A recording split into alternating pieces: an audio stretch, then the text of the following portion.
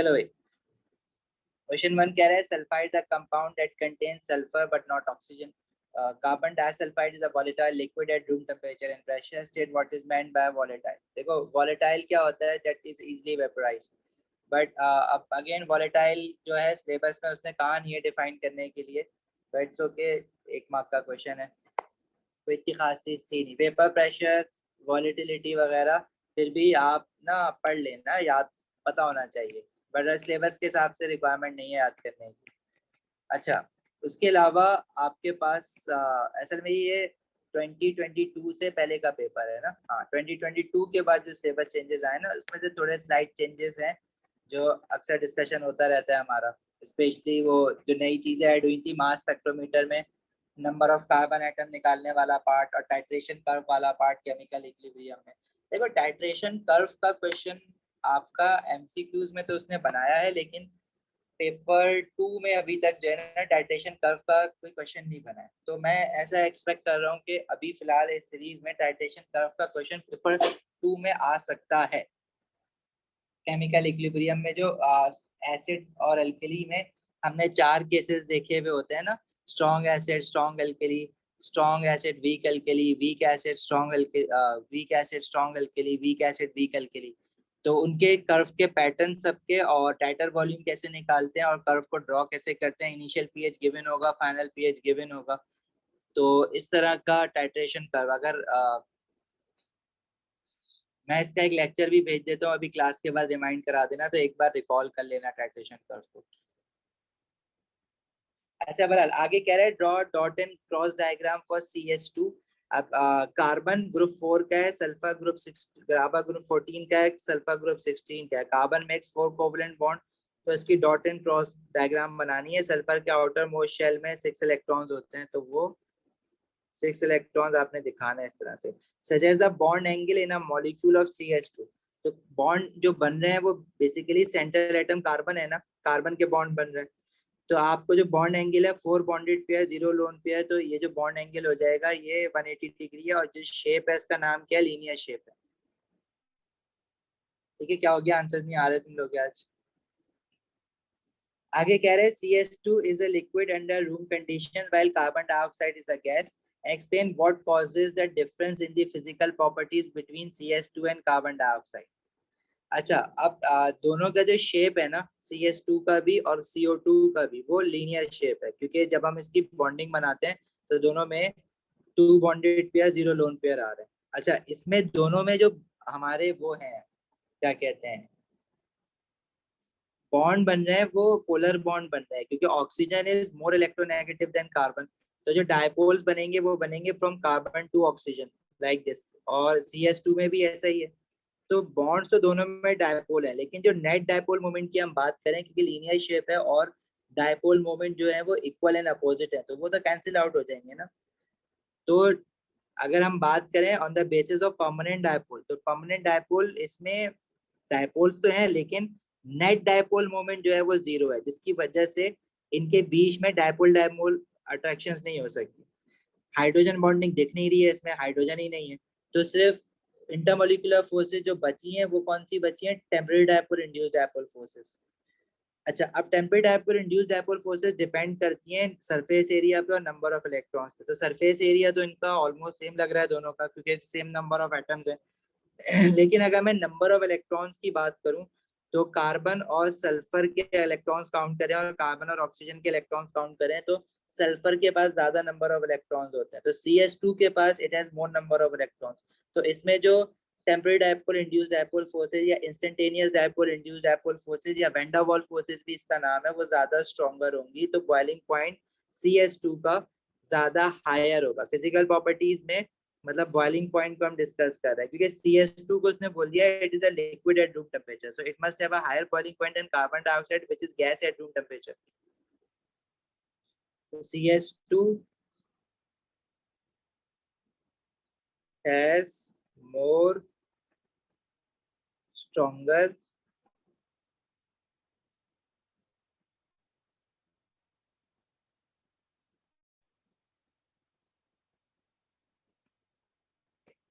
temporary dipole induced dipole forces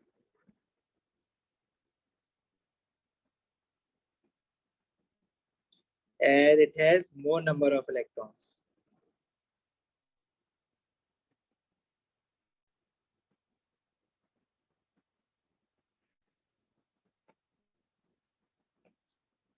ठीक है, आगे बढ़े।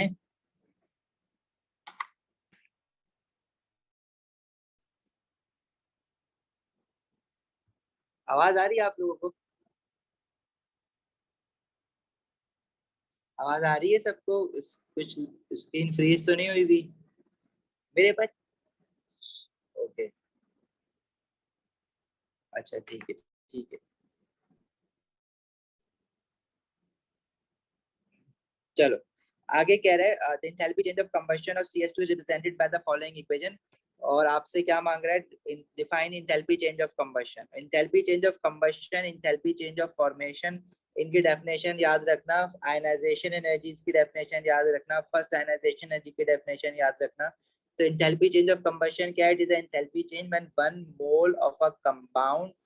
one mole of a compound is completely combusted in excess of oxygen। ठीक है,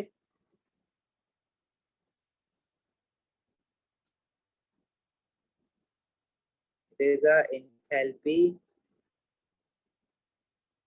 change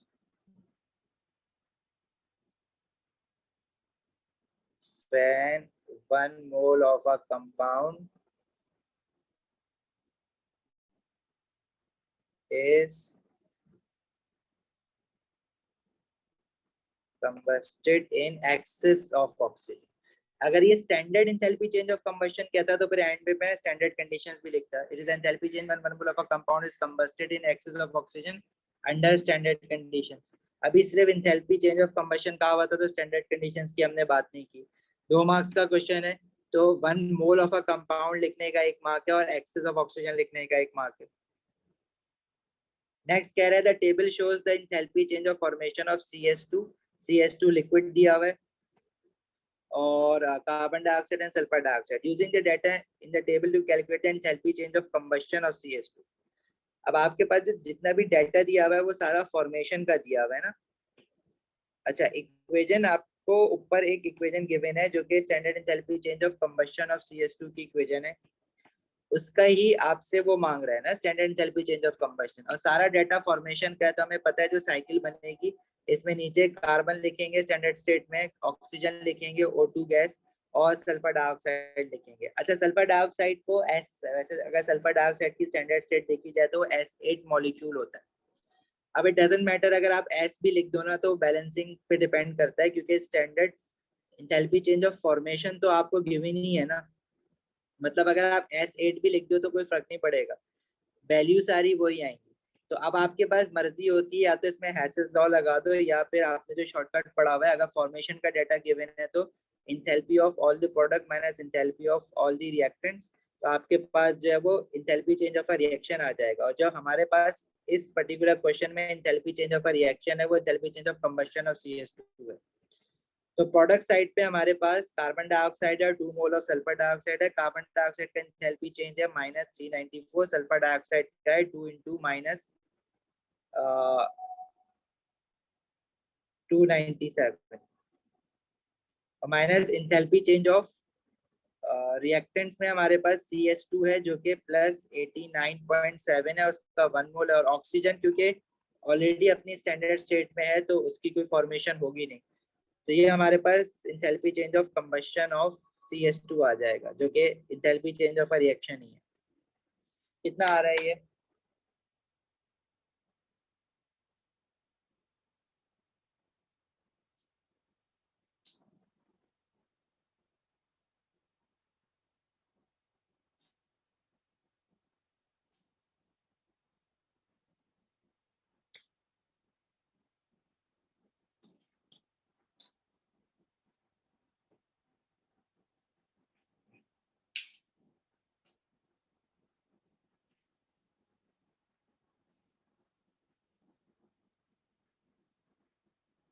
-1077।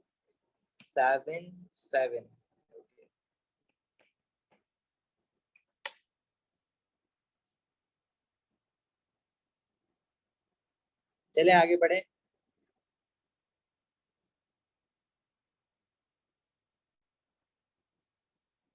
अच्छा जी, hydrogen sulphide gas is slightly soluble in water. It react as a weak acid in aqueous solution. State the meaning of the weak acid. तो weak acid क्या होता है? Acid that ionizes incompletely in aqueous solution.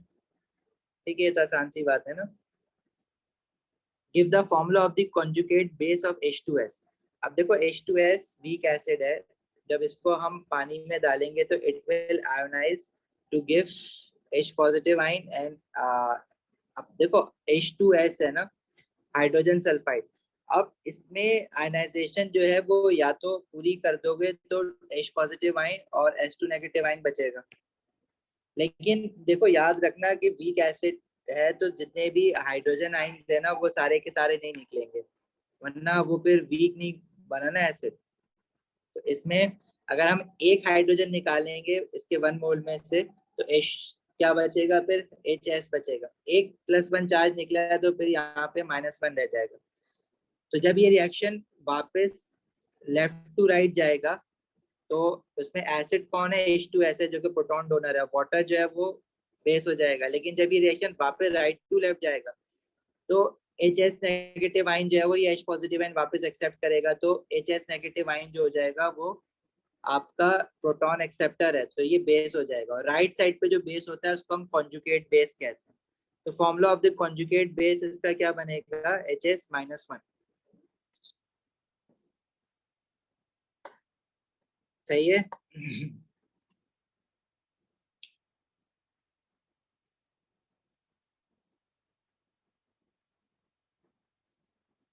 चले आगे. आगे कह रहा है H2S reacts slowly with oxygen dissolved in water. The reaction is represented by the following equation. Explain with reference to the oxidation number why this reaction is a redox reaction. तो oxidation number देखो hydrogen की और oxygen की तो हमने बात किया था कि किसी कंपाउंड में हाइड्रोजन और ऑक्सीजन की ऑक्सीडेशन स्टेट चेंज होती नहीं अनलेस कि वो एलिमेंटल फॉर्म में आए. अब लेफ्ट हैंड साइड पे हाइड्रोजन एक कंपाउंड में है और राइट हैंड साइड पे हाइड्रोजन वाटर के साथ एक कंपाउंड में. तो हाइड्रोजन की ऑक्सीडेशन स्टेट तो मैं देखूंगा ही नहीं, मैं देखूंगा सल्फर की. सल्फर लेफ्ट हैंड साइड पे H2S के अगर बात करें तो उसमें सल्फर की ऑक्सीडेशन स्टेट है -2. जब भी तो ओवरऑल 0 बनेगी ना, क्योंकि हाइड्रोजन +1 होता है. और राइट हैंड साइड पे सल्फर एलिमेंटल फॉर्म में है तो सल्फर की ऑक्सीडेशन स्टेट हो गई है 0. तो -2 से 0, this is an increase in oxidation state. ठीक है, तो इस आंसर को कैसे लिखते हैं, सल्फर ऑक्सीडेशन स्टेट या ऑक्सीडेशन नंबर भी कहते हैं इसको. ये क्वेश्चन में नंबर बोला हुआ है. Oxidation number increases from 0 sorry -2 to 0, hence it is oxidized. सही है. और रिड्यूस कौन, अब ये पूछे ना कि why reaction is a redox reaction. तो रिडॉक्स रिएक्शन वो होता है जिसमें ऑक्सीडेशन और रिडक्शन दोनों होती है. तो आपने ऑक्सीडेशन तो बता दिया. रिड्यूस कौन हुआ है, oxygen. Oxygen left hand side पे एलिमेंटल फॉर्म में तो ऑक्सीडेशन नंबर इस पे 0 है. और राइट हैंड साइड पे कंपाउंड फॉर्म में हमेशा ऑक्सीजन -2 होता है. तो its oxidation state has changed from oxygen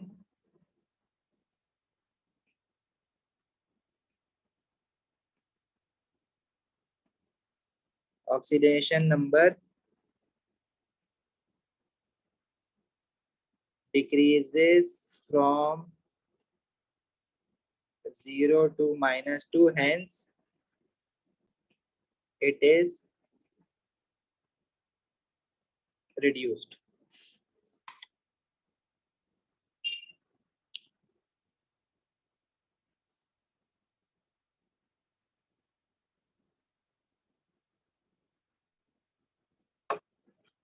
देखो कॉन्जुगेट बेस पेयर वगैरह क्या होता है, अगर हमारे पास कोई वीक एसिड है जैसे इथेनोइक एसिड है CH3COOH, उसको जब आप वाटर में डालते हो तो वो आयनाइज होता है ना to give ethanoate ions and, और वो जो ethanoate ion H positive ion lose करेगा वो वाटर एक्सेप्ट करके हाइड्रोक्सोनियम आयन बना लेगा. तो लेफ्ट जब ये रिएक्शन लेफ्ट टू राइट जाएगा, रिवर्सिबल है ना, तो लेफ्ट हैंड साइड पे जो एसिड ऐसा काम कर रहा है वो इथेनोइक एसिड है. वाटर जो है वो प्रोटॉन एक्सेप्ट कर रहा है ना, तो वो एज अ बेस काम कर रहा है. तो वाटर जो है वो प्रोटॉन यानी H पॉजिटिव आइन एक्सेप्ट कर रहा है और एसिड जो है वो प्रोटॉन डोनेट कर रहा है इथेनोइक एसिड। लेकिन जब ये रिएक्शन वापस रिवर्सिबल रिएक्शन है तो ये राइट टू लेफ्ट भी जा रहा है। जब राइट टू लेफ्ट जाएगा तो H पॉजिटिव आइन कौन देगा? हाइड्रोक्सोनियम आइन देगा ना, H3O पॉजिटिव आइन। तो ये H पॉजिटिव आइन डोनेट करेगा प्रोटॉन। तो ये जो H3O पॉजिटिव आइन जिसको मैं हाइड्रोक्सोनियम आइन कह रहा हूँ, ये एज ए एसिड काम कर रहा है यहाँ पे। और इसके प्रोटॉन एक्सेप्ट कौन करेगा? इथेनोएट आइन, जो कि इथेनोइक एसिड से बना हुआ है। तो इथेनोएट आइन जो है वो H पॉजिटिव आइन एक्सेप्ट कर रहा है, तो ये बेस है। राइट, अब लेफ्ट हैंड साइड पे भी एक एसिड है और बेस है, राइट हैंड साइड पे भी एक एसिड है और बेस है। तो राइट हैंड साइड वाले एसिड और बेस को डिफरेंशिएट करने के लिए फ्रॉम लेफ्ट हैंड साइड वाले एसिड एंड बेस से हम राइट हैंड साइड वाले एसिड एंड बेस के साथ जो है ना कॉन्जुगेट लिख देते हैं। This is conjugate acid and conjugate base.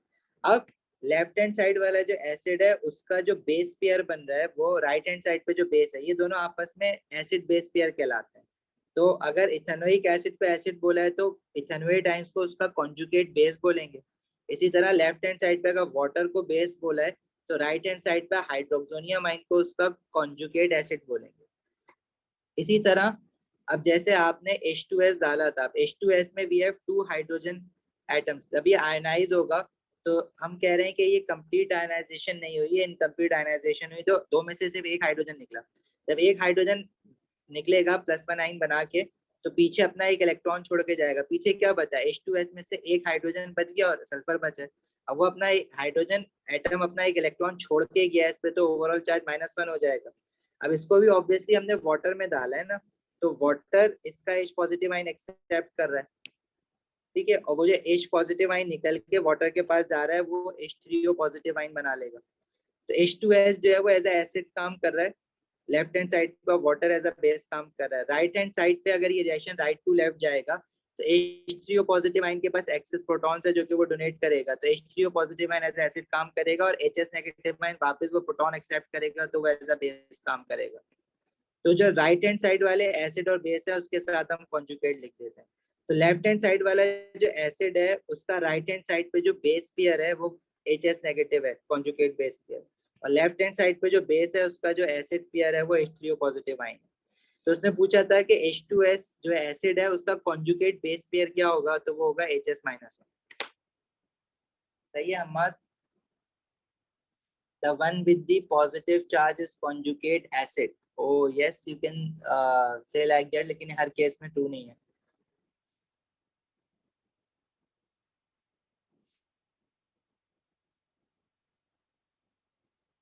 Reactant में O2 क्यों नहीं लिया इन एंथैल्पी चेंज ऑफ O2? क्योंकि देखो फॉर्मेशन नहीं है ना, O2 से O2 बनना। मतलब ऑक्सीजन का अगर मैं पूछूं कि एलिमेंटल फॉर्म लिखो या स्टैंडर्ड स्टेट लिखो तो आप O2 गैस ही लिखोगे ना। तो O2 गैस से O2 गैस कुछ बन नहीं रहा, तो वो फॉर्म नहीं हुआ, तो वो जीरो है बेसिकली।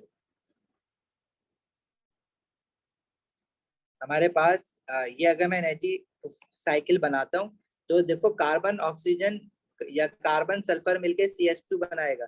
लेकिन O2 किसके साथ मिल रहा है? किसी O2 से O2 बनाना कुछ फॉर्मेशन थोड़ी है, वो किसी चीज के साथ मिल ही नहीं रहा, तो वो एसिड के ऊपर आ गया है बस। तो इसकी इंथैल्पी चेंज ऑफ फॉर्मेशन क्या होगी? जीरो होगी, इसलिए नहीं लिया। कार्बन डाइऑक्साइड बन रहा है, कार्बन और ऑक्सीजन रिएक्ट कर रहे हैं। सल्फर डाइऑक्साइड बन रहा है, सल्फर और ऑक्सीजन रिएक्ट कर रहे हैं। लेकिन O2 गैस से O2 गैस कुछ चेंज नहीं हुआ ना। सही है माविन, आगे बढ़े। जैद, हमाद, माविन क्लियर हो गया questions?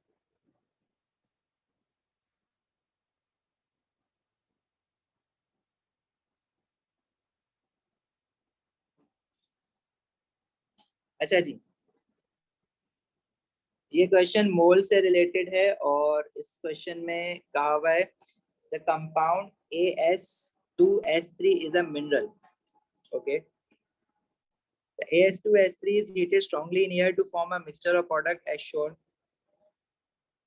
A sample containing 0.198 gram of AS2S3 is placed in 0.1 decimeter cube of pure oxygen and excess in a reaction chamber connected to a gas syringe. The reactants are heated until no further change is observed. The products are then allowed to cool at room temperature. Calculate the volume in decimeter cube of gas present at the end of the experiment. Once you are done with the experiment, oxygen as it is in excess, so there will be some leftover oxygen, right? Plus sulphur dioxide gas is produce, तो जो reaction mixture में final gases होंगी वो तो जो sulphur dioxide produce हुई है वो भी होगी और साथ में जो ऑक्सीजन बची रह गई है वो भी होगी। इसमें कह रहा है the molar volume of gas is 24 decimeter cube, मतलब 1 mole of any gas occupies a volume of 24 decimeter cube under these conditions. Assume that the pressure is constant throughout the experiment. अच्छा जी, अब हमारे पास ये जो कंपाउंड दिया हुआ है जिसको वो मिनरल कह रहा है AS2S3, इसके अगर मैं मोल्स निकालूं तो इसका मास गिवन है ना, तो मास ओवर एमआर कर देंगे। मास इज, अच्छा इतना बड़ा क्वेश्चन देख के घबराया नहीं करो, बस इसमें चीजें काम की अंडरलाइन करो, क्वेश्चन कुछ भी नहीं है। आपने AS2S3 का मोलिकुलर मास निकालना है, तो जरा मुझे इसका मोलिकुलर मास निकाल के बता दो कितना आ रहा है।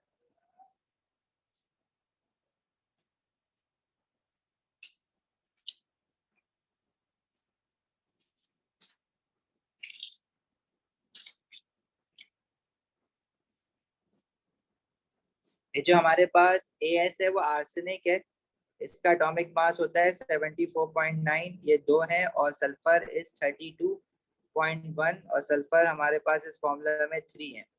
तो इसके नंबर ऑफ मोल्स जो आ रहे हैं वो निकाल लो। नंबर ऑफ मोल्स कितने आ रहे हैं?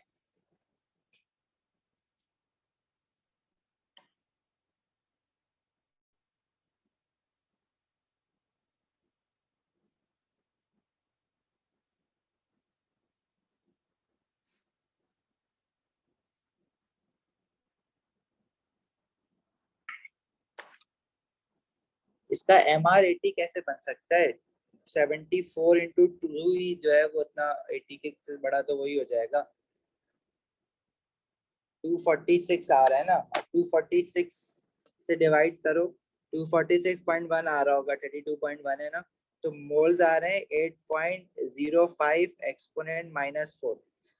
अब देखो हमारे पास 2 मोल्स ऑफ मिनरल से S2S3 से, पहले तो ये देखो कि ऑक्सीजन रिएक्ट कितनी हो रही है, देखो इसके 2 मोल से 9 मोल ऑक्सीजन गैस रिएक्ट हो रही है। अब 8.05 एक्सपोनेंट -4 मोल से कितनी ऑक्सीजन गैस रिएक्ट होगी, पहले तो ये निकालो, which is 9 into 8.05 exponent -4 over 2।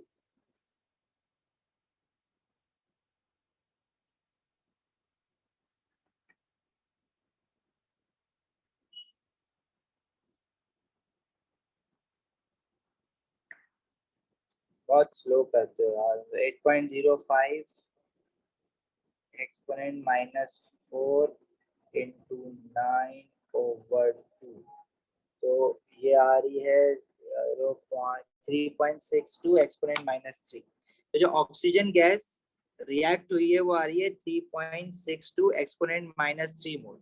ये रिएक्टेड ऑक्सीजन के मोल्स हैं।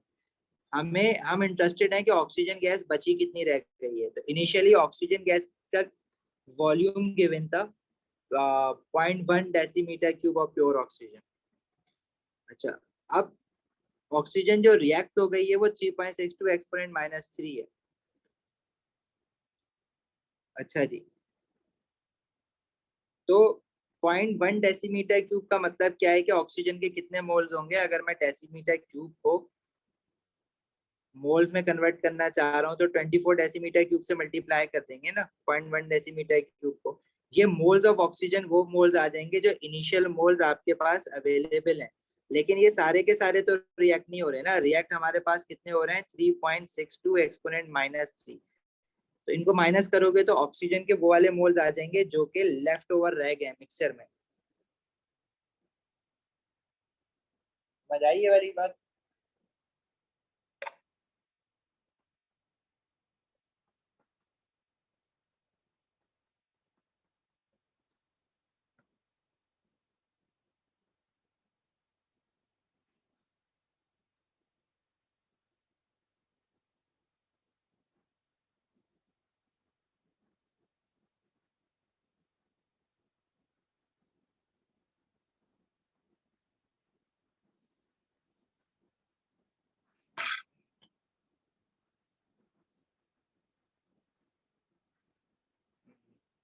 देखो मैं ये कह रहा हूँ, अच्छा चलो एक काम करते हैं, इस तरह से नहीं करते। आप तो यहाँ तक समझ आ गई बात कि जो ऑक्सीजन के रिएक्टेड मोल्स हैं वो कितने आ रहे हैं, 3.62 एक्सपोनेंट -3। अब मैं आपसे ये कह रहा हूँ कि जो वॉल्यूम ऑफ ऑक्सीजन है लेफ्ट ओवर जो बचा रह गया है, या रिमेनिंग का वर्ड यूज कर लो, चलो वॉल्यूम ऑफ ऑक्सीजन रिमेनिंग, वो कैसे निकालोगे? इनिशियल आपको ओरिजिनली वॉल्यूम कितना दिया हुआ है ऑक्सीजन का, जो कि एक्सेस में दिया हुआ है, वो दिया हुआ है 0.1 डेसीमीटर क्यूब। 0.1 डेसीमीटर क्यूब में से रिएक्ट कितनी हुई है, वो हमने उसके मोल्स निकाले, जो कि 3.62 एक्सपोनेंट -3 आ रहा है। अब इसके मोल्स को अगर आप वॉल्यूम में कन्वर्ट कर दो तो इसको मल्टीप्लाई बाय 24 कर देना, तो आपके पास directly volume of oxygen gas आ जाएगा जो कि रिमेनिंग है। ऐसे निकाल लो अगर ऐसे बात समझ आ रही है तो। Mauvin,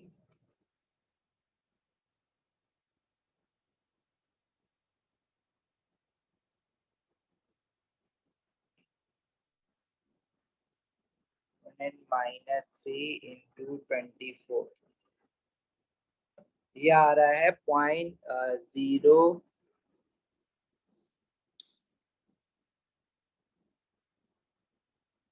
1312 decimetre cube. तो ये ऑक्सीजन जो रिमेनिंग रह गई है वो आ रही है। अच्छा, और कौन सी गैस प्रोड्यूस्ड हुई है? सल्फर डाइऑक्साइड गैस प्रोड्यूस्ड हुई है। सल्फर डाइऑक्साइड गैस कितनी प्रोड्यूस्ड हुई है, उसका वॉल्यूम निकाल लो। अब ऑक्सीजन तो एक्सेस है ना, उससे तो नहीं निकालोगे, ये H2S3 से ही निकालोगे। अब देखो 2 मोल जो मिनरल है आपका H2S3, उससे 6 मोल सल्फर डाइऑक्साइड का प्रोड्यूस्ड हो रहा है। ठीक है, अभी हमने हमारे पास जो AH2S3 के मोल्स अवेलेबल हैं जो रिएक्ट कर रहे हैं, वो 8.05 एक्सपोनेंट -4 मोल थे। उससे सल्फर डाइऑक्साइड के कितने मोल्स प्रोड्यूस्ड होंगे वो निकाल लो। तो वैल्यू आ जाएगी 6 × 8.05 एक्सपोनेंट -4/2।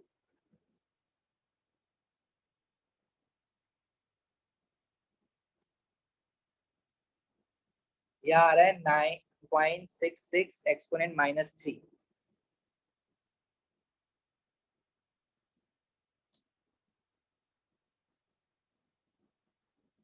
से 6 8.0 यही आ रहा है, जरा निकाल के देखो।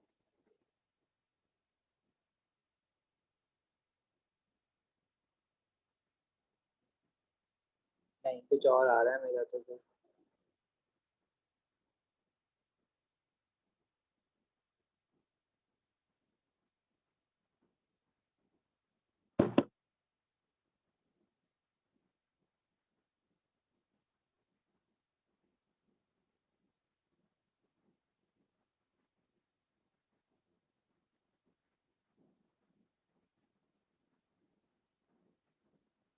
ये आ रहा है 2.415 एक्सपोनेंट -3 मोल। तो सल्फर डाइऑक्साइड के जो मोल्स बन रहे हैं वो इतने बन रहे हैं। अगर उसका वॉल्यूम मैं पूछूं कितना बन रहा है सल्फर डाइऑक्साइड का, तो इसको मल्टीप्लाई बाय 24 कर दोगे तो volume of sulphur dioxide gas produced आ जाएगा, जो कि आ रहा है 0.05796 डेसीमीटर। तो सल्फर डाइऑक्साइड गैस का जो वॉल्यूम बना है वो वो आ रहा है 0.05796, और ऑक्सीजन गैस का जो वॉल्यूम रिमेनिंग है वो आ रहा है 0.01312। हाँ, 2 मोल की जगह आप 2 × 246 कर सकते हो। मैंने क्या किया है कि उसके डायरेक्टली मोल्स निकाल दिए ना नीचे, तो मैंने मोल मोल रख दिया नीचे। अगर आप कह रहे हो कि मैं इसके 2 मोल को MR से मल्टीप्लाई करके इसका मास बना लूं और फिर नीचे डायरेक्ट उसका AH2S3 का 0.198 ग्राम मास रखूं, तो वो भी सही है। तो दोनों मेथड एक ही है, एक ही आंसर आना है। तो जो टोटल वॉल्यूम एंड पे होगा वो volume of oxygen remaining 0.01312 plus volume of sulphur dioxide produce, that is 0.05796, इनको ऐड कर दोगे।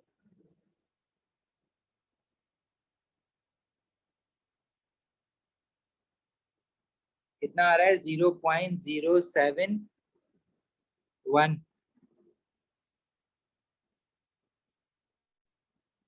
Decimetre cube.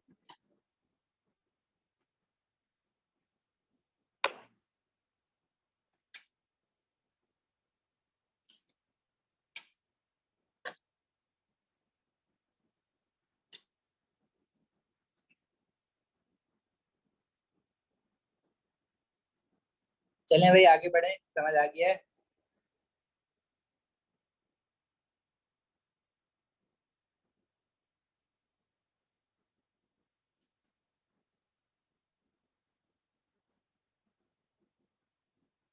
नहीं डिफिकल्ट नहीं था यार ये।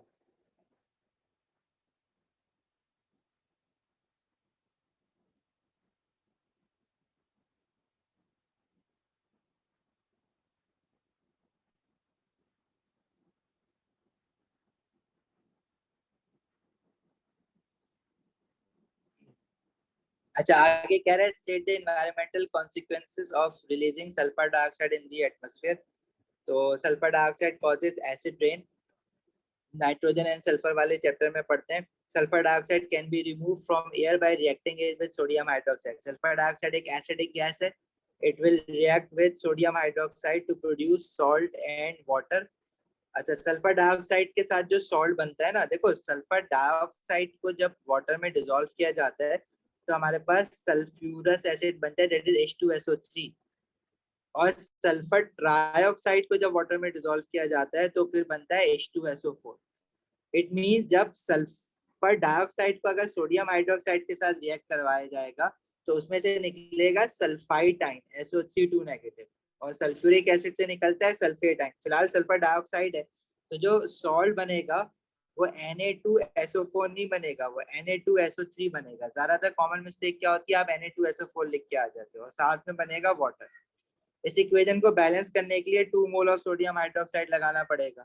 दूसरी बात उसने कहा है स्टेट सिंबल्स भी लिखने हैं, तो देखो सल्फर डाइऑक्साइड तो गैस है और एल्कली और एसिड हमेशा एल्कली है तो ये एक्वस होगा। सोडियम सल्फाइड एक सॉल्युबल सॉल्ट है क्योंकि ग्रुप वन के जितने भी मेटल सॉल्ट होते हैं दे ऑल आर सॉल्युबल। तो group one metal salt are soluble, all nitrate salts are soluble. इसी तरह जो वाटर है वो in the form of liquid बनता है। सही है, तो स्टेट सिंबल्स के भी एक मार्क है।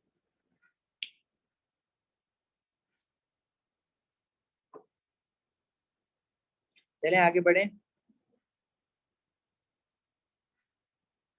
अच्छा जी, the reaction scheme shown some of the reactions of calcium. कितने मार्क्स है वो?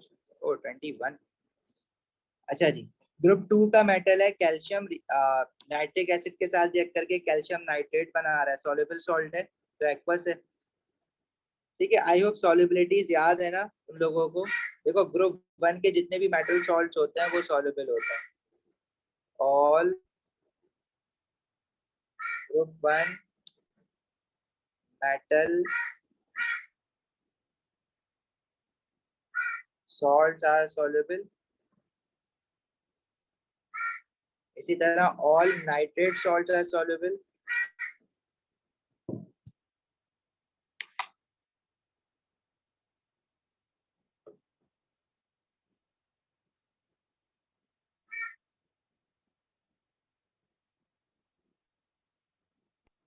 इसके अलावा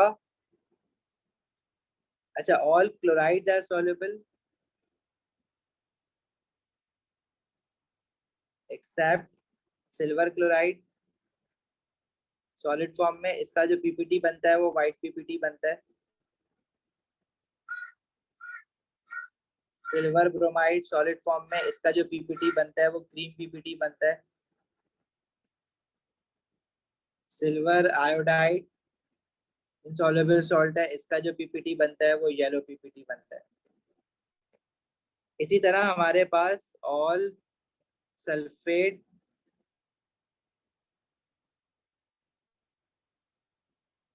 salts आर soluble।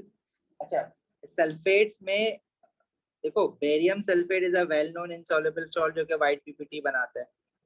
अब सल्फेट की सॉल्युबिलिटी का ट्रेंड हमने याद किया हुआ है कि ग्रुप टू के जो सल्फेट्स होते हैं ना, ग्रुप टू सल्फेट्स की solubility down the group decrease होती है, मतलब down the group to sulphate solubility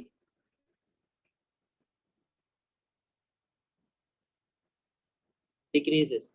अब ग्रुप टू में मैग्नीशियम से हम ट्रेंड स्टार्ट करते हैं, मैग्नीशियम सल्फेट हो गया, कैल्शियम सल्फेट हो गया, स्ट्रोंशियम सल्फेट हो गया, बेरियम सल्फेट हो गया। एक तो ये ग्रुप टू के सॉल्ट्स हैं तो इनके जितने भी ये तो ऑब्वियसली सॉलिड फॉर्म में अगर मैं लिखूं या एक्वस फॉर्म में तो सॉल्युबल भी है। एक तो ये जो कलर बनाएंगे प्रेसिपिटेट का वो हमेशा वाइट होगा, वाइट पीपीटी। दूसरी बात कि मैग्नीशियम सल्फेट जो है वो सॉल्युबल कहलाएगा और बेरियम सल्फेट जो है वो इनसॉल्युबल कहलाता है। ठीक है, इसी तरह अगर मैं ग्रुप 2 की मेटल हाइड्रोक्साइड्स की बात करें ना, ग्रुप 2 मेटल हाइड्रोक्साइड जैसे magnesium hydroxide, calcium hydroxide, strontium hydroxide, barium hydroxide, तो इनकी सॉल्युबिलिटी जो है वो डाउन द ग्रुप इंक्रीज होती है। मतलब अगर हम बात कर रहे हैं मैग्नीशियम हाइड्रोक्साइड की, तो मैग्नीशियम हाइड्रोक्साइड जो है ना वो इनसॉल्युबल है, उसको हम इनसॉल्युबल लेते हैं। कैल्शियम सल्फेट ज्यादा सॉल्युबल होती है मैग्नीशियम हाइड्रोक्साइड से, फिर स्ट्रोंशियम सल्फेट, और सबसे ज्यादा सॉल्युबल इनमें कौन सी होती है? Barium hydroxide.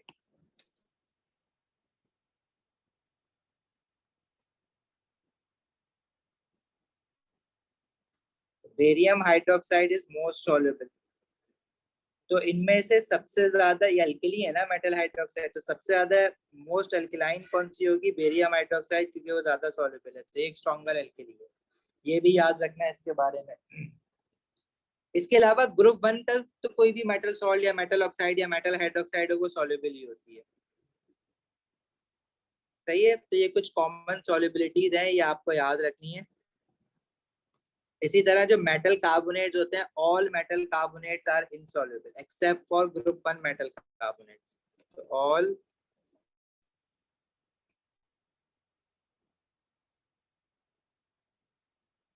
metal carbonates are insoluble except group 1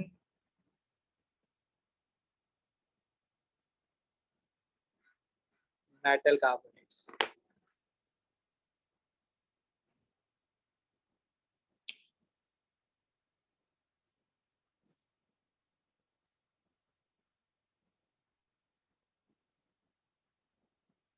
सही।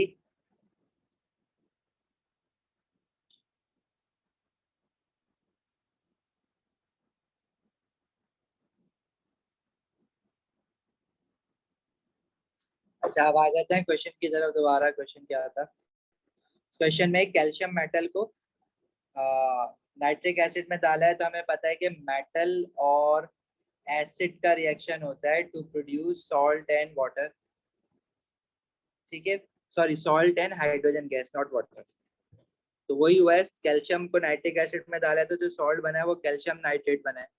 अच्छा, फिर उसको ना सोडियम हाइड्रोक्साइड डाला है कैल्शियम नाइट्रेट में। तो देखो सोडियम हाइड्रोक्साइड को जरा रिकॉल करो, सोडियम हाइड्रोक्साइड का क्या रिएक्शन है? जो आप टेस्ट फॉर आइंस पढ़ते हो, तो टेस्ट फॉर आइंस में आप एक्वस सोडियम हाइड्रोक्साइड और एक्वस अमोनिया डालते हो, तो वो जो व्हाइट पीपीटी बनते हैं वो किस चीज के बनते हैं? अगर मैं फॉर एग्जाम्पल कैल्शियम नाइट्रेट है ना, इसमें सोडियम हाइड्रोक्साइड डाल रहा हूँ, तो वो जो रिएक्शन, जो लैब में आप रिएक्शन करते हो, इसमें बनेगा कैल्शियम हाइड्रोक्साइड और साथ में सोडियम नाइट्रेट, डिस्प्लेसमेंट रिएक्शन होता है बेसिकली। अच्छा, कैल्शियम हाइड्रोक्साइड को हमने देखा कि भाई मैग्नीशियम हाइड्रोक्साइड को हम इनसॉल्युबल मान रहे हैं, बाकी कैल्शियम हाइड्रोक्साइड ऑनवर्ड वो स्लाइटली सॉल्युबल होना शुरू हो जाता है, तो कैल्शियम हाइड्रोक्साइड को उसने एक्वस लिखा हुआ है यहाँ पे। अच्छा, कैल्शियम हाइड्रोक्साइड को उसने रिएक्ट करवाया कार्बन डाइऑक्साइड गैस के साथ रिएक्शन 2 में। अब कैल्शियम हाइड्रोक्साइड एक्वस है, मेटल हाइड्रोक्साइड है, तो इसकी नेचर क्या होगी? अल्कली। और कार्बन डाइऑक्साइड क्या है? नॉन मेटल ऑक्साइड है, तो ये एसिडिक गैस है। अल्कली और एसिड रिएक्ट करेगा तो एक कैल्शियम कार्बोनेट बनेगा। देखो, कैल्शियम हाइड्रोक्साइड और कार्बन डाइऑक्साइड, जैसे सल्फर डाइऑक्साइड के साथ ऊपर रिएक्शन देखा था ना सोडियम हाइड्रोक्साइड का, इसी तरह ये बनेगा कैल्शियम कार्बोनेट और साथ में वाटर। सही है। फिर रिएक्शन 3 में क्या हुआ है? कैल्शियम कार्बोनेट और वाटर के अंदर आपने एक्सेस कार्बन डाइऑक्साइड डाली है, मजीद कार्बन डाइऑक्साइड गैस डाली है, तो एक इसने नया रिएक्शन ये दिया हुआ है, कैल्शियम कार्बोनेट आइन जो है ना वो हाइड्रोजन कार्बोनेट आइन में कन्वर्ट हो जाता है। देखो, एक तो होता है कार्बोनेट आइन जो CO3 नेगेटिव होता है, और एक होता है हाइड्रोजन कार्बोनेट आइन। इसकी हमने मोलिकुलर आइंस की जो लिस्ट लिखी थी ना, दिस इज HCO3-1, ये होता है हाइड्रोजन कार्बोनेट आइन।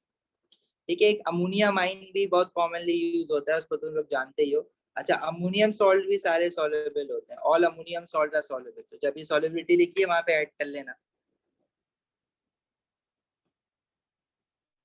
अच्छा, जो लेफ्ट हैंड साइड पे स्कीम चल रही है, कैल्शियम नाइट्रेट को कैल्शियम ऑक्साइड में कन्वर्ट किया है, तो ये हमारे पास है डिकम्पोजिशन ऑफ मेटल नाइट्रेट। तो हमारे पास ग्रुप टू मेटल कार्बोनेट और ग्रुप टू मेटल नाइट्रेट की डिकम्पोजिशन इक्वेशन आपको याद होनी चाहिए। अगर हमारे पास किसी किस्म का कैल्शियम नाइट्रेट है या कोई भी ग्रुप टू मेटल नाइट्रेट है, उसको जब अगर आप हीट करोगे तो वो डिकम्पोज होके ब्रेक डाउन होके कैल्शियम ऑक्साइड या मेटल ऑक्साइड, नाइट्रोजन डाइऑक्साइड और ऑक्सीजन गैस बनाता है। इसकी बैलेंस्ड इक्वेशन याद रखना ताकि तुम्हें वहां पे मुश्किल ना हो। अच्छा, कैल्शियम ऑक्साइड में ना उसने कार्बन डाला है और कार्बन डालने से उसने देखा कि ऑक्सीजन हट गया और कार्बन लग गया, तो बेसिकली ये कैल्शियम ऑक्साइड की रिडक्शन हो गई है। अब ये खैर ये तो हमने ऐसी ब्रेनस्टॉर्म किया है ना, जब आप एग्जाम में बैठे हुए होगे तो ये पूरी जो रिएक्शन स्कीम है, ऑर्गेनिक केमिस्ट्री में भी ऐसी रिएक्शन स्कीम्स आती हैं, इनऑर्गेनिक में भी आती हैं। तो इसको जब आप प्रिपरेशन कर रहे हो अभी, तो फिलहाल तो इसको ब्रेनस्टॉर्म करो, लेकिन एग्जाम में बैठ के आप जो है उसको ब्रेनस्टॉर्म इतना ज्यादा डिटेल में नहीं करना कि सारा टाइम ही निकल जाए तुम्हारा, क्योंकि हर क्या पता हर रिएक्शन से क्वेश्चन ना बना हो। लेकिन फिलहाल ऑर्गेनिक सिंथेसिस में भी, ऑर्गेनिक में भी और इनऑर्गेनिक में भी ब्रेनस्टॉर्मिंग जरूर करना। अच्छा, अभी अगर सब आ चुके हुए हैं तो हमारी ये बात हो रही है कि कल जो है हम लोग 11 बजे सुबह ऑनलाइन क्लास करेंगे। वो क्लास जो है वो एक्सटेंड, बीच में ब्रेक्स ले लेंगे, एक एक्सटेंडेड क्लास करते हैं जिसमें थोड़ी सी पूरी ऑर्गेनिक केमिस्ट्री जितनी भी है ना वो एक रिकैप ले लेते हैं। हम माइंड मैप्स बना लेते हैं सारे चैप्टर्स के, ताकि सारे रिएक्शन जो है वो हमारे सामने आ जाएं, जो जो हमें अभी याद करने हैं। इसी तरह एक दिन जो है वो इनऑर्गेनिक केमिस्ट्री पे लगा लेंगे और पास पेपर साथ साथ करते रहेंगे, और आप लोग खुद भी पास पेपर साथ साथ करते रहो। जिन लोगों ने पास पेपर्स की क्लासेस ऑनलाइन नहीं की हैं हमारे साथ, तो वो याद ये रखो कि भाई आपके पास प्लेलिस्ट है, मैं आपको रिकॉर्डेड वो उसका शेयर कर देता हूँ।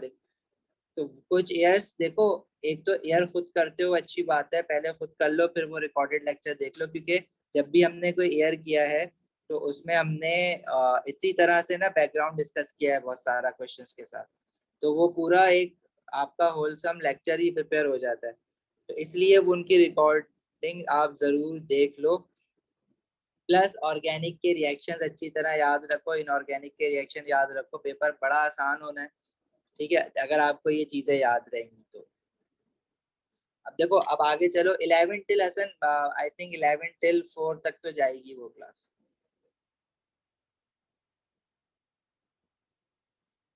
क्या पता जल्दी भी खत्म हो जाए, लेकिन माइंड में ये रखना, अगर बीच में कोई ऑलरेडी क्लासेस स्केड्यूल्ड हैं आप लोगों की कल वाले दिन, तो बता दो, हम टाइम पीछे से स्टार्ट कर देंगे। हम 10 बजे से स्टार्ट कर देते हैं, मैं रात में और कंफर्म कर दूंगा, बेटर है कि 10 बजे से स्टार्ट करें, थोड़ा सा जल्दी उठ जाना। या अगर आपकी और कोई आगे क्लैशेस आ रहे हैं तो हम 9 बजे से स्टार्ट कर देते हैं, लेकिन सुबह ही रैप अप कर देंगे, ताकि बाद का आधा दिन जो है वो आप उन रिएक्शंस को याद कर लो ऑर्गेनिक के। अच्छा जी, अब इसके आंसर जरा करना शुरू करो। Reaction one produces calcium nitrate and one other product.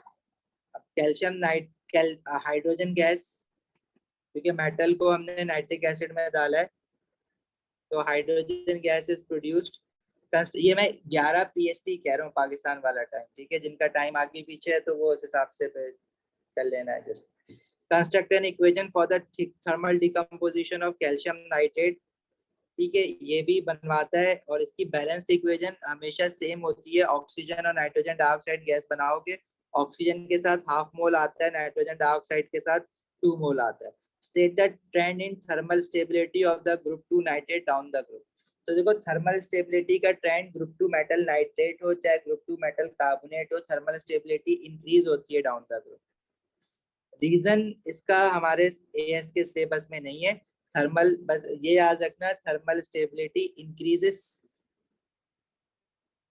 Down the group, इसी तरह thermal stability of group two metal carbonates also increases down the group.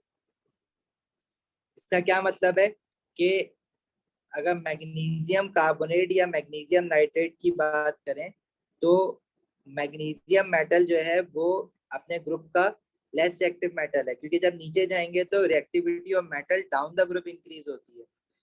तो जो बेरियम कार्बोनेट है वो बेसिकली आपका क्या कहते हैं, मोस्ट स्टेबल मेटल कार्बोनेट है। जो मेटल जितना ज्यादा रिएक्टिव होगा उसका मेटल कार्बोनेट उतना ज्यादा स्टेबल होगा। तो बेरियम कार्बोनेट और बेरियम नाइट्रेट जो होता है वो मोस्ट स्टेबल होता है, और मैग्नीशियम कार्बोनेट और मैग्नीशियम नाइट्रेट जो होता है वो लीस्ट स्टेबल होता है।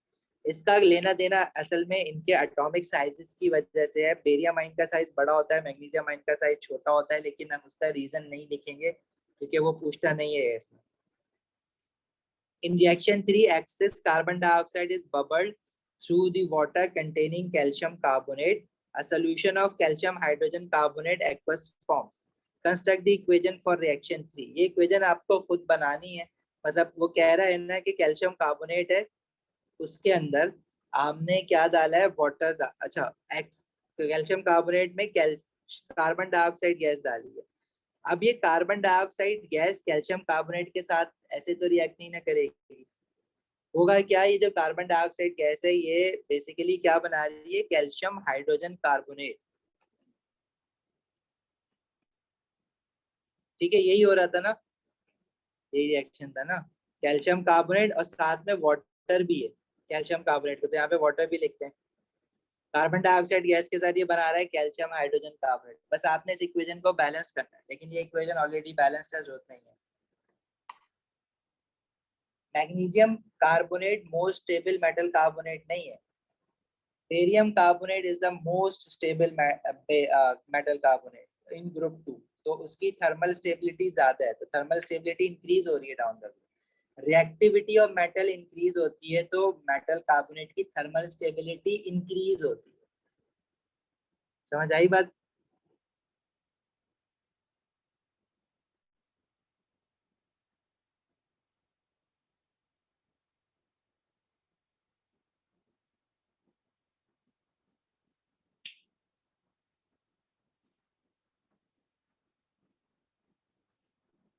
नहीं, रीजन पूछेगा ही नहीं। रीजन रीजन नहीं पूछेगा। और रीजन अगर इसका रीजन ना हम लोग ऐसे नहीं लिखते, इसका रीजन हम लिखते हैं पोलराइजेशन पावर पे, और पोलराइजेशन पावर जो है वो A2 में। आगे कह रहा है describe how calcium hydroxide is used in agriculture. तो कैल्शियम हाइड्रोक्साइड एक बेस है जो कि सॉइल की एसिडिटी रिड्यूस करने के लिए यूज होती है, to reduce the acidity of soils.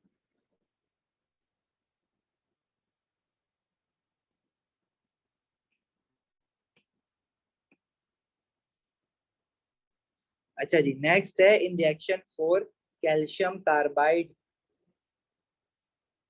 is formed from calcium oxide.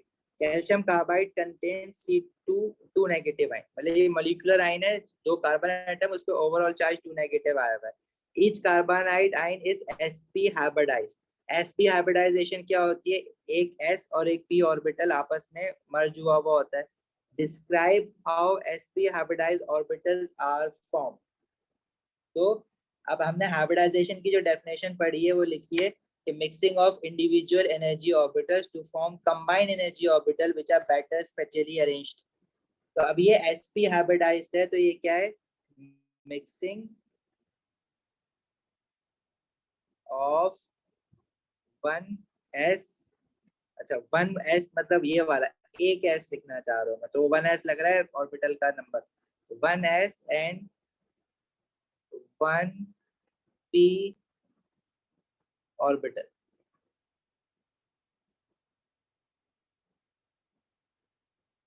to form combined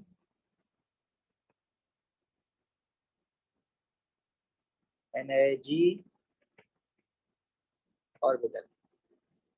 Sketch the diagram to show two sp hybrid orbitals can form a sigma bond. अच्छा, अब देखो आपके पास carbon में एटॉमिक नंबर 6 है। अगर मैं इसकी electronic configuration बनाता हूँ, this is 1s2 2s2 2p 2। अच्छा, 2s2 में we have 2 electrons and 2p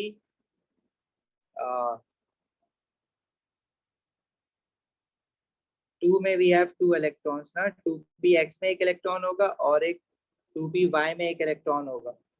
हमें पता है कि कार्बन पहले एक्साइटेड स्टेट में जाता है, टू एस का एक इलेक्ट्रॉन निकाल के वो डाल देता है टू पी जेड में, ठीक है। और उसके बाद जो है वो हाइब्रिडाइजेशन करता है। अब एस पी हाइब्रिडाइजेशन है तो एक एस और एक पी कंबाइन हुआ है, बाकी two P Y two P Z जो है वो अपना पाई बॉन्ड बनाएंगे। तो इसमें इसका कंबाइंड एनर्जी ऑर्बिटल किस तरह से होगा, देखो इसने कहा हुआ है, देखो जैद हाँ अब्बास इसने कहा हुआ है sketch a diagram to show two sp hybrid orbital है, मतलब sp हाइब्रिड ऑर्बिटल ने आपस में जो है वो मर्जिंग की हुई है। मतलब अगर मैं sp हाइब्रिड ऑर्बिटल देखूं तो ये s है और ये जो p है, जब ये कंबाइन होंगे तो हमारे पास जो हाइब्रिड ऑर्बिटल बनेगा ना, तो वो कुछ इस शेप का बनेगा। जैसे इनको अगर मैं मर्ज करता हूँ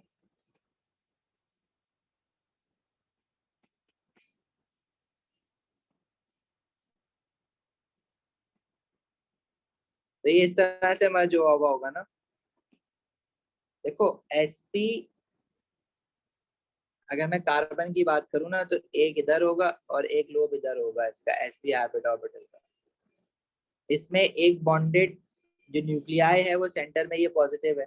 इसी तरह दूसरा कार्बन जो है उसके भी इसी तरह की हाइब्रिडाइजेशन हुई हुई है, लाइक दिस। तो जब ये मर्ज होंगे आपस में तो जो हमारे पास हाइब्रिड ऑर्बिटल बनेगा वो कुछ इस तरह का दिखेगा। देखो बीच में हमें कार्बन लिखने की जरूरत नहीं है, हम जो वो ऑर्बिटल बनाएंगे ना वो कुछ इस तरह का दिखेगा,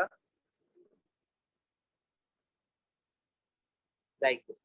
अब ये देखने में पी सबशेल जैसा दिख रहा है, पी ऑर्बिटल जैसा दिख रहा है, लेकिन ये पी ऑर्बिटल नहीं है। इसमें आप या तो एस थोड़ा सा बड़ा बना दो, क्योंकि एक पी का लोब जो है वो एस में जाके मर्ज हो रहा है, तो एक साइड बड़ी बना दो और एक छोटी बना दो, लाइक दिस। इसी तरह जो दूसरा होगा उसमें भी एक एस हो गया हमारा और एक पी हो गया, इस तरह से बना दो। और बीच में जो एटम है जिसके ऑर्बिटल हाइब्रिडाइज कर रहे हैं उसका न्यूक्लियस है। और जब ये एक दूसरे के साथ मर्ज होंगे तो जो आपका कंबाइंड एनर्जी ऑर्बिटल बनेगा वो कुछ इस तरह का बनेगा। अब ये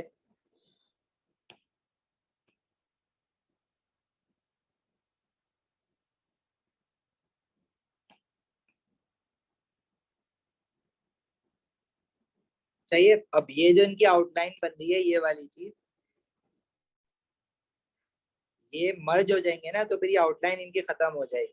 मतलब इन शॉर्ट आपके पास जो दो बॉन्डेड न्यूक्लियाई हैं इनके बीच में ये चीज तो मर्ज हो जाएगी, तो ये चीज बीच वाली सेंटर वाली चीज जो होगी वो इस तरह से आ जाएगी।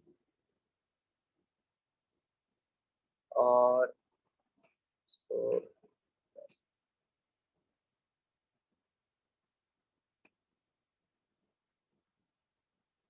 Something like this.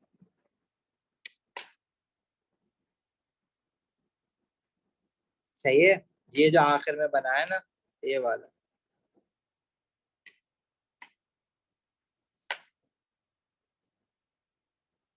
हाँ अम्माद, अगर आप हाइब्रिड ऑर्बिटल बना रहे हो तो फिर मैटर करता है, लेकिन जब मर्ज कर दोगे तो फिर मैटर नहीं करता। इस वक्त मर्ज कर रहे हो मतलब जिस वक्त बॉन्डिंग बना रहे हो तो उस वक्त मैटर नहीं कर रहा।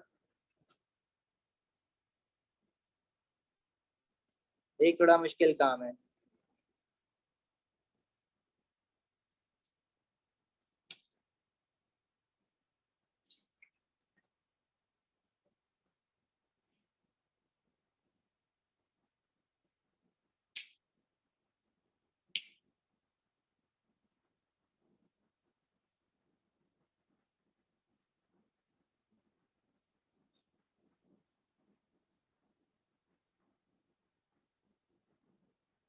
जी साइन बोलो।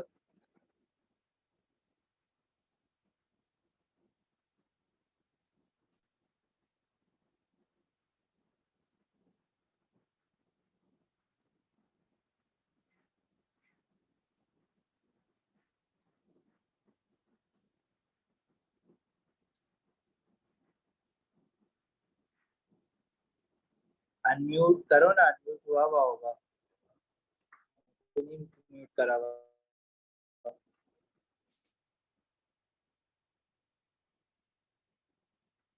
तो आप करो।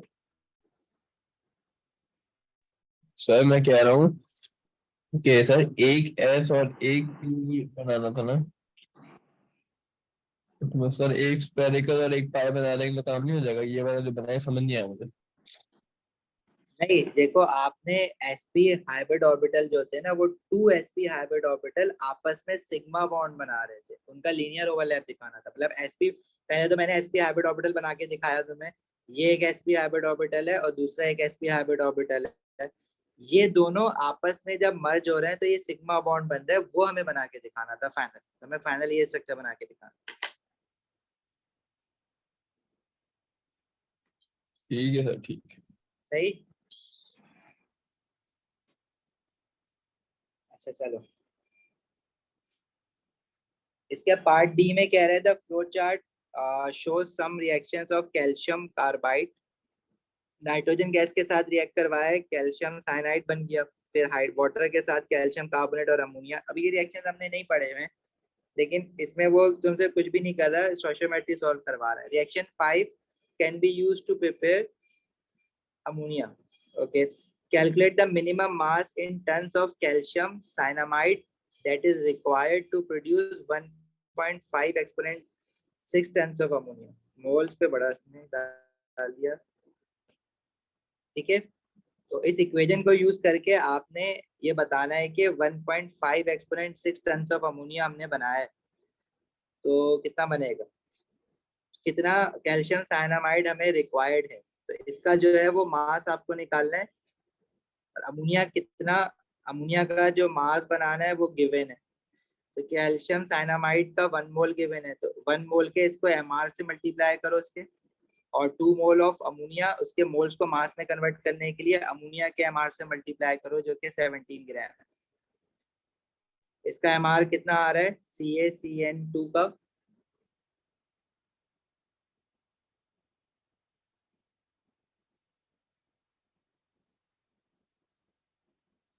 कैल्शियम 80.1,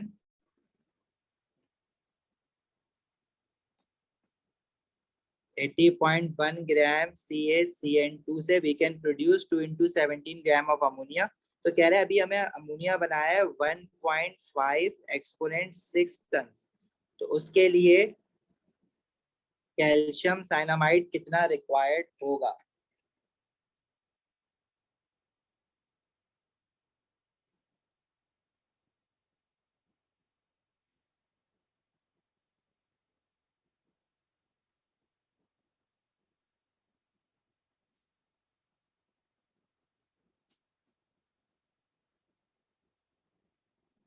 ये जो हमारा आंसर आ रहा है, this is 3 point, cross multiply किया है इसको, 3.53 एक्सपोनेंट 6 टन।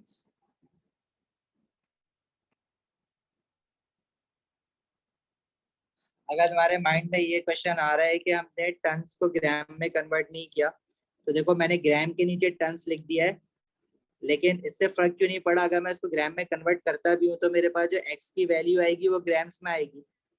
ठीक है, उस अभी जो हमारे पास एक्स की वैल्यू आ रही है वो ग्राम्स में अगर मैं टन्स में कन्वर्ट करूंगा तो फिर उसको दोबारा से टन्स में कन्वर्ट करना पड़ेगा, तो वही काम दो दो बार करना पड़ेगा ना। मतलब एक साइड पे मैं ये जो 1 एक्सपोनेंट 6 है, तो उसको लेफ्ट राइट हैंड साइड पे मैं मल्टीप्लाई कर रहा हूँ, राइट हैंड साइड पे डिवाइड करना पड़ेगा, तो अल्टीमेटली कैंसिल आउट ही हो जाना है उसमें। इसलिए मैंने वो लिखा ही नहीं फैक्टर जो उसने दिया हुआ है मुझे।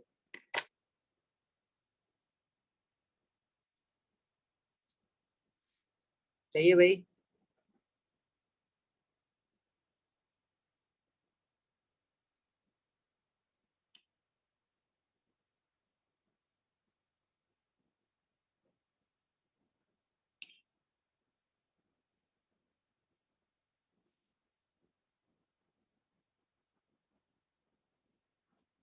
आगे कह रहे हैं draw the structure of organic product form in the following reaction. Bromoethane को साइनाइड, सोडियम साइनाइड के साथ रिएक्शन करवाया हुआ है। कल हम इन सारे रिएक्शंस के ना एक माइंड मैप बनाएंगे ऑनलाइन क्लास में, तो वो भाई क्लास मिस नहीं करना बस। तो हेलोजन एल्केन को जब साइनाइड के साथ रिएक्ट करवाते हो तो नाइट्राइल बनता है। क्या होगा, जो ब्रोमीन है वो हट जाएगा और उसकी जगह CN आ जाएगा। ठीक है, ये न्यूक्लियोफिलिक सब्स्टिट्यूशन रिएक्शन है। इसको इथेनॉल में इसलिए लेते हैं, एक्वस लेंगे तो OH आके लग जाएगा, CN आके नहीं लगेगा। उसके बाद इसको अगर हम नाइट्राइल को हीट करते हैं मिनरल एसिड के साथ, तो वो होती है हाइड्रोलिसिस ऑफ नाइट्राइल, और वो नाइट्राइल को कन्वर्ट कर देती है कार्बोक्सिलिक एसिड में, राइट।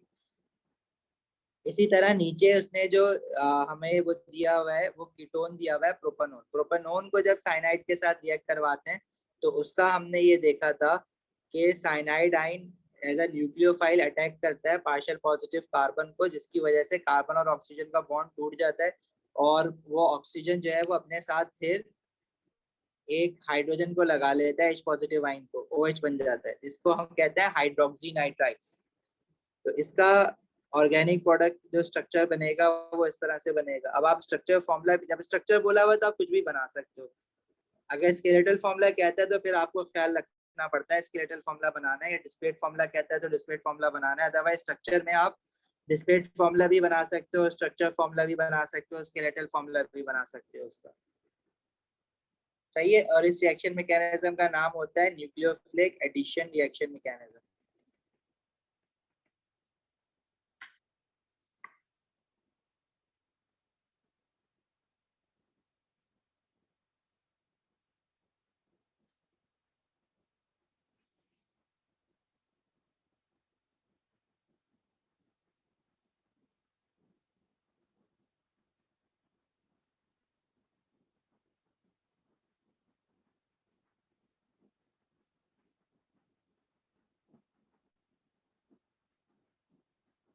क्लियर है यहाँ तक?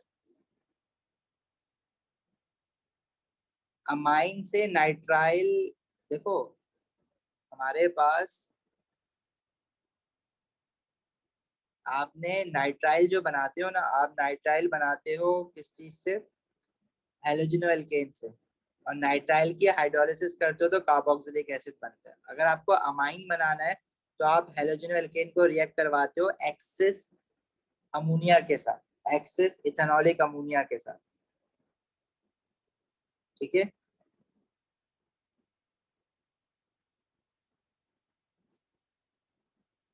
पास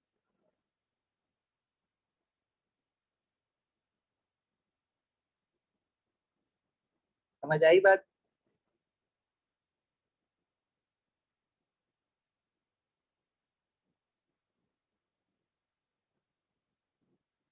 और अगर नाइट्राइल से अमाइन बनाना होता है तो उसकी फिर हम रिडक्शन करते हैं, वो हमें याद नहीं रखना है, लेकिन अक्सर ऑर्गेनिक सिंथेसिस में हमें रिएक्शन दिया हुआ होता है। अगर मेरे पास कोई अमाइन है ना, जैसे नाइट्राइल है CH3CH2CN, और अगर इससे अमाइन बनाना है तो CH3CH2NH2 बनाना है। जैसे अमाइनो इथेन भी कहते हैं इसको, इथाइल अमाइन भी कहते हैं।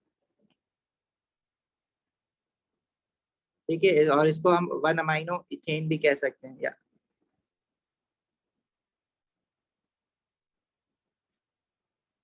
ये काम करने के लिए आपको ये जो प्रोपेन नाइट्राइल है इसको रिड्यूस करवाना पड़ता है बाय रिड्यूसिंग एजेंट, जो कि आपका LiAlH4 होता है।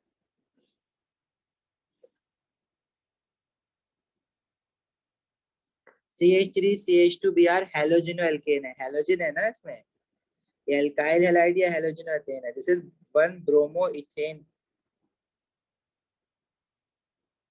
और ये जो नाइट्राइल बना है CN वाला, इसको हम कहते हैं 3 कार्बन एटम वाला नाइट्राइल है ना, तो दिस इज प्रोपेन नाइट्राइल। इसकी हाइड्रोलिसिस करवाई थी तो प्रोपानोइक एसिड बना है। ठीक है, और ये जो सोडियम साइनाइड के साथ हमने कीटोन जो है प्रोपेनोन दिया हुआ है, उसको जब रिएक्ट करवाया है तो ये जो हमारे पास प्रोडक्ट बना है इसका नाम होता है, this is 2 hydroxy, longest chain नाम ये वाली लेंगे CN वाली, this is 2 hydroxy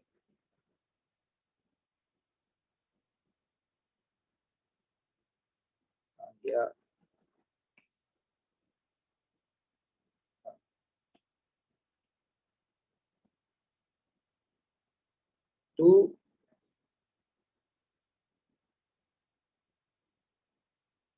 hydroxy 2 methyl propane nitride।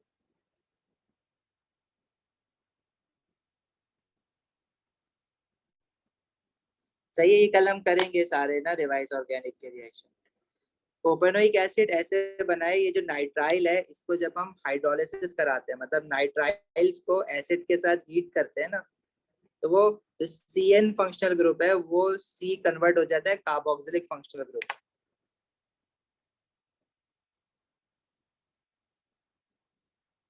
सही है, इसको करते हैं, सॉर्ट करते हैं कल की क्लास में, क्योंकि ये बड़ा प्रॉब्लम है ऑर्गेनिक के। आई थिंक बीच में आप लोगों ने गैप इतना ले लिया है बाकी पेपर्स की वजह से, और रमजान और ईद, तो मेरे ख्याल से सब ना माइंड से निकल गए रिएक्शन ये वाले। कल साथ जो है ना, एक पेपर मतलब नोटबुक और पेन लेके बैठना, साथ साथ हम माइंड मैप बनाएंगे, जो रिएक्शन लिखेंगे जल्दी जल्दी लिख लेना, माइंड मैप तो एटलीस्ट साथ साथ बना लेना।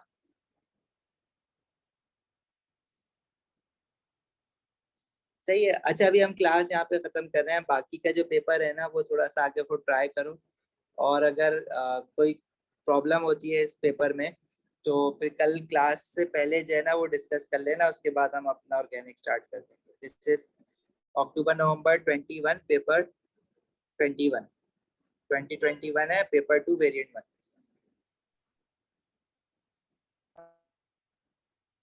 क्लास कितने बजे होगी कल?